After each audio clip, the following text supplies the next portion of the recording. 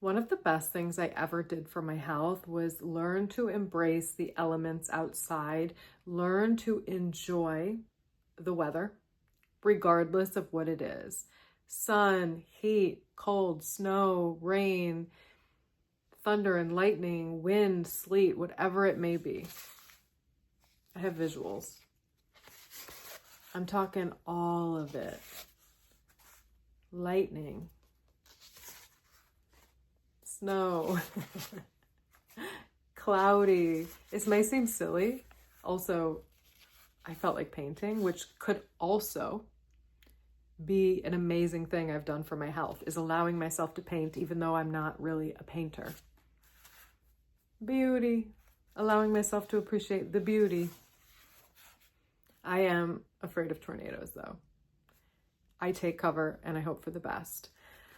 But the reason I bring this up is so worth sharing, because this choice to appreciate the elements or respect them or learn to have a good day even when it's downpouring outside or gloomy has positively affected my whole life. And it makes me realize that health, how I feel in mind, body, and spirit, is not just exercise, diet, and sleep. It's not just these compartmentalized things like I went to the gym, I got my 8 hours of sleep, I cooked a meal that was well-rounded. It is those things too, but it's also how we live. It's how we approach life.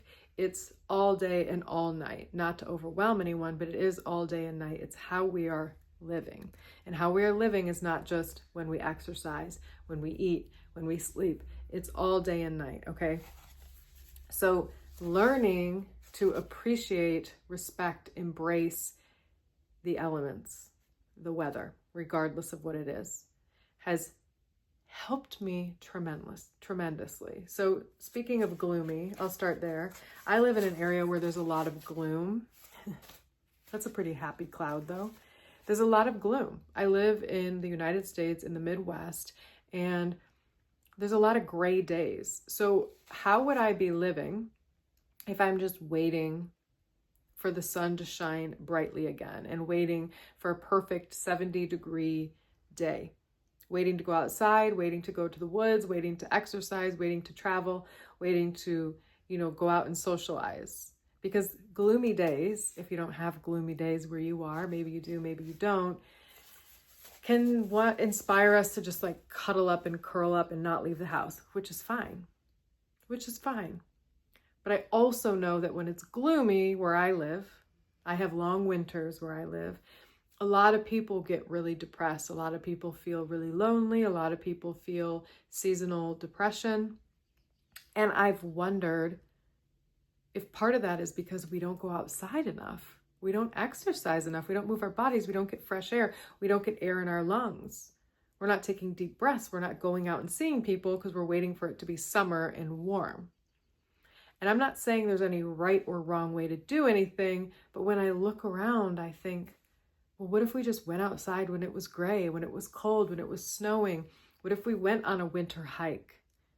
What if we socialized in the cold and sat on a bench bundled up and drinking a coffee as if it were summer? What if we lived even with the rain, the snow, the sleet, right?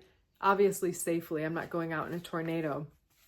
But I think about this guy I used to know at AA when I was 20 years old.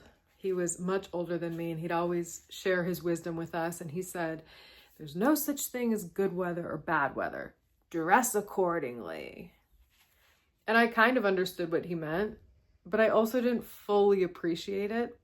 But I remembered it forever because he was right. We attach so much to rain as positive and or sun as positive and rain as negative and sleet as negative and cold as negative when it's just what's happening and we can't control it. And it's part of where some of us live. I choose to live here at the end of the day, and there's winter, there's spring, there's fall, there's summer, there's extremes, there's sometimes tornadoes, though I don't love those. But what am I going to do if I'm just waiting for summer, which is 3 or 4 months? How am I living if that's what I'm choosing to do every day? If I'm afraid of getting wet in the rain, I'm afraid of being cold, I'm afraid of a gloomy day. It's not to say there aren't ups and downs and ebbs and flows in our mood, but why wait around for perfection? Whatever perfect is, we've put that term on it. We've put that label on sunshine. What if every day has so much good to offer and we venture out into it regardless of the circumstances? Obviously, being safe. I'm not telling you to go out in a tornado, but learning to embrace the elements has affected my confidence. It's made me more gritty, more tough. It's made me more capable of handling change. It's made me more okay with being uncomfortable, and it takes more for me to be uncomfortable. It's made me take control of my days because I'm not upset that I planned to go to the beach, but now it's gray today. I'll go anyway. It's all good. And it'll probably be empty because there'll be no one there.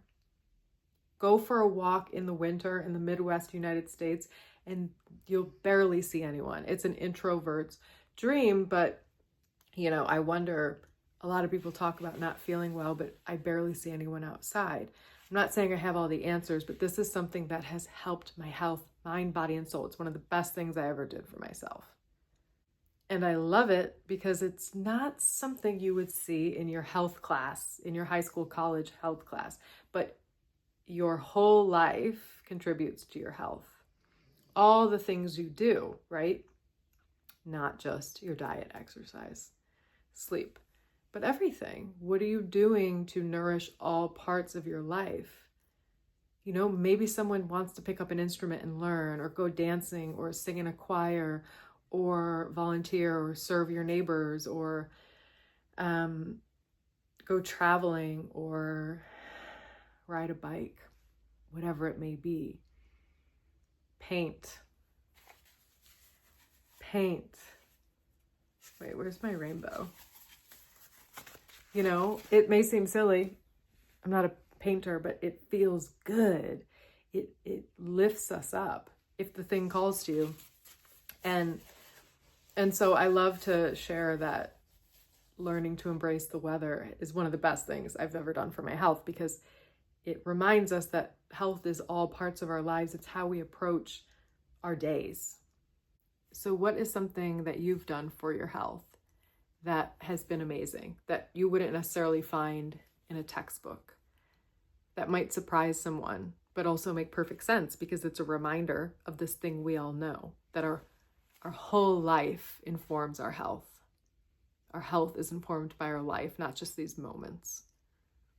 And if you can't think of anything, what is something that you could do that would serve you greatly? There's still time to do it. Let me know. Feel free to share if you want, and I'd love to hear from you.